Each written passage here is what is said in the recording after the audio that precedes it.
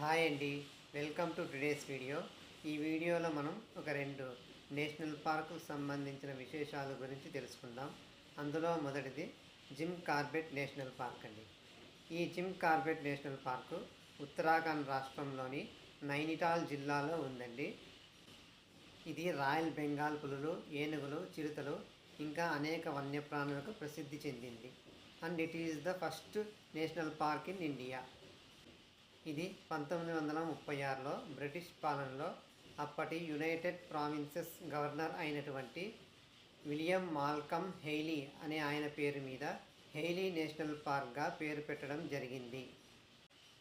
భారతదేశానికి స్వాతంత్రం వచ్చిన తర్వాత ఈ నేషనల్ పార్క్ స్థాపనలో ఎంతగానో కృషి చేసినటువంటి జేమ్స్ ఎడ్వర్డ్ కార్బెట్ అనే ఆయన పేరు మీద 1956వ సంవత్సరంలో దీనికి జిమ్ కార్బెట్ నేషనల్ పార్క్గా పేరు మార్చడం జరిగింది.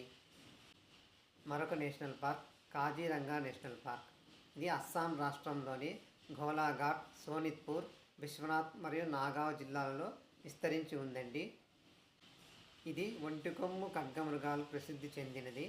యునెస్కో వారు ప్రపంచ వారసత్వ ప్రదేశంగా కూడా దీనిని గుర్తించడం జరిగింది. మరొక వీడియోలో ఇంకా కొన్ని నేషనల్ పార్కు సంబంధించిన విశేషాలు తెలుసుకుందాం. ఇదండి ఈ video. Thank you for watching. Students, best of luck for your future. Please like, share our videos.